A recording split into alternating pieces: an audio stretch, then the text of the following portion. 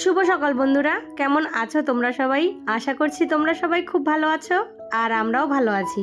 আমার আরও একটি নতুন ব্লগে তোমাদের সবাইকে অনেক স্বাগত জানাই। আজ হচ্ছে শনিবার আর এখন বাজে ঘড়ির কাঁটায় ওই সকাল 10টা মতো। তবে চলো আজকের ব্লগটা এখান থেকেই শুরু করছি। আশা করি ব্লগটা একটু হলেও তোমাদের ভালো লাগবে। ঘুম থেকে উঠে সমস্ত বাসি কাজগুলো সেরে ফেলেছি। আজকে আর কিছুই তোমাদের সঙ্গে শেয়ার করিনি।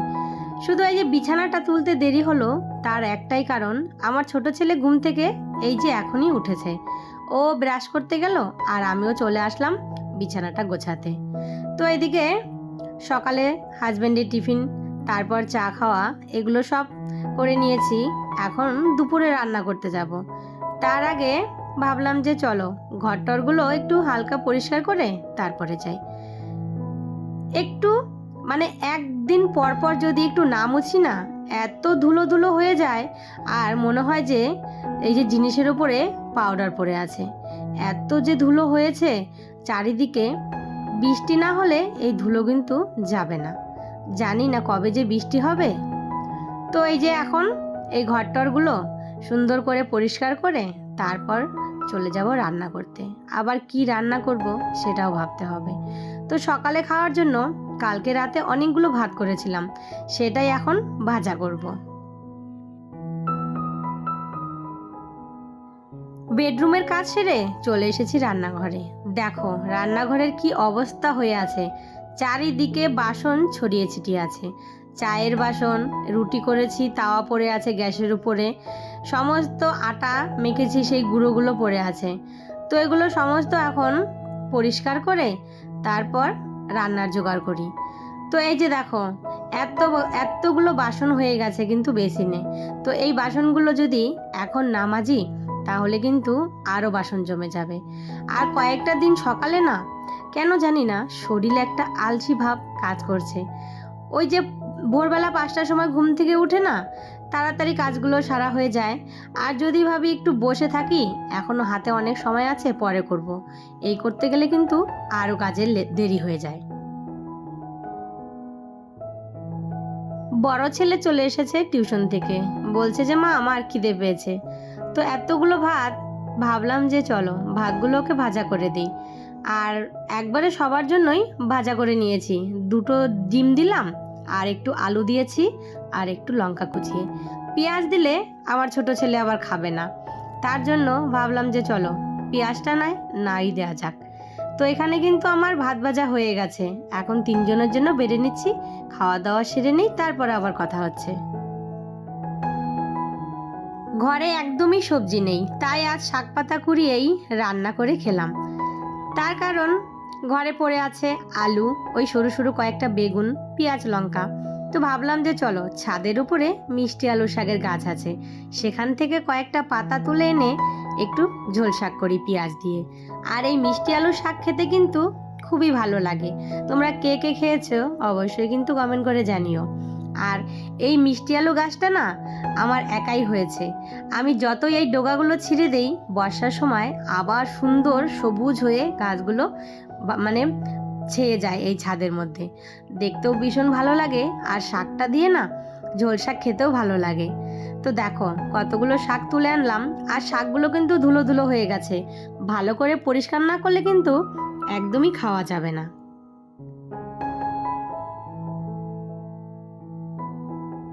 তারপর চলে আসলাম একটু বাড়ির সামনের দোকানে, সবজির দোকানে। ভেবেছিলাম সবজি আনবো না, ঘরে দেখি ফ্রিজে মাছের মাথা আছে। তো ভাবলাম যে চলো একটা লাউ যদি পাওয়া যায় তাহলে লাউ দিয়ে মাছের মাথা দিয়ে একটু ঘন্ট করব। আর এই যে একজন গাড়ির থেকে হাই করছে, এ আমাকে দেখে বলছে বৌদি তুমি কি ভিডিও করছো? আমি বললাম হ্যাঁ।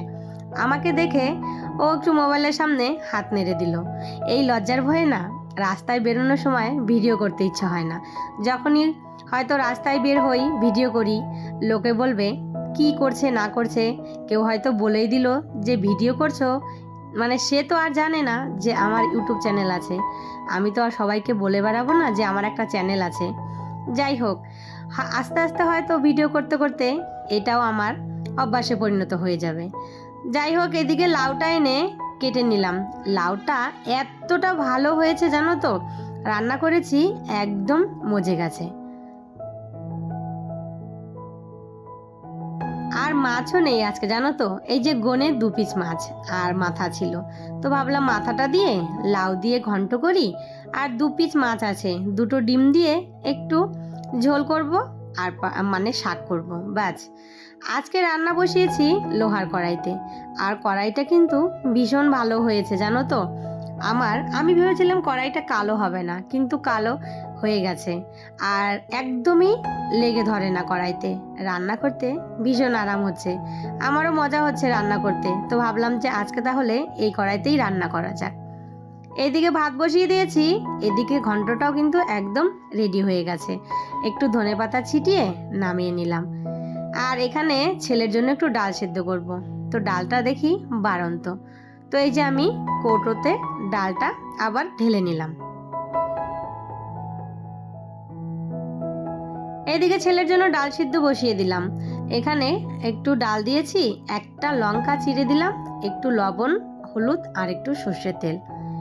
আর এখানে পেঁয়াজ দিয়ে, টমেটো আর ধনেপাতা দিয়ে একটু পাতলা করে ঝোল করেছি। পাতলা তো একদম হয়নি, একটু গাঢ় গাঢ় হয়েছে। 2টো ডিম ফাটিয়ে অমলেট করে দিয়েছিলাম আর 2 পিস মাছ দিয়ে। তারপর এদিকে কালকে রাতে হাজবেন্ড এনেছিল দই। এই দইটা এখন ছেলে বলছে আমাকে দাও, তো এই যে আমি ওকে একটু দিলাম, আর আমার জন্য একটু লস্যি বানাবো। আর এই গরমের মধ্যে এই টক দই খাওয়া কিন্তু ভীষণ উপকারী। তো এখানে একটু চিনি আর একটু লবণ দিয়েছি, সাথে একটু ফ্রিজ থেকে জল বের করে। আর জলটা কিন্তু একদম ঠান্ডা না, আমি আবার একদম ঠান্ডা জল খেতেই পারি না, ফ্রিজের কোনো জিনিসই আমি খেতে পারি না, একদম আমার গলা ব্যথা শুরু হয়ে যায়। যাই হোক, এখানে একটু লস্যি বানিয়ে খেয়ে নিলাম।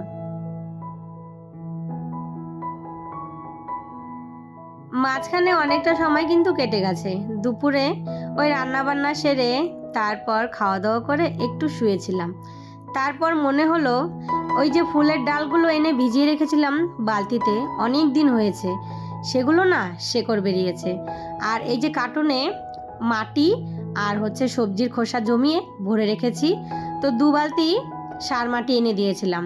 তো এখন গাছ দুটো আমি লাগিয়ে দিলাম, আর একটু জলও দিয়ে দিলাম গাছে। তো ছাদে এসেছি, সেই দিন হাওয়া ছেড়েছিল না, ছাদটা একদম নোংরা হয়ে গেছে, তো ভাবলাম যে ছাদটাও একটু পরিষ্কার করে নিই। তো চলো বন্ধুরা, আজকের ভিডিওটা তাহলে এখানেই শেষ করি। সবাই ভালো থেকো, সুস্থ থেকো, আবারও দেখা হবে নতুন কোনো ভিডিওর সাথে। ততক্ষণের জন্য টাটা।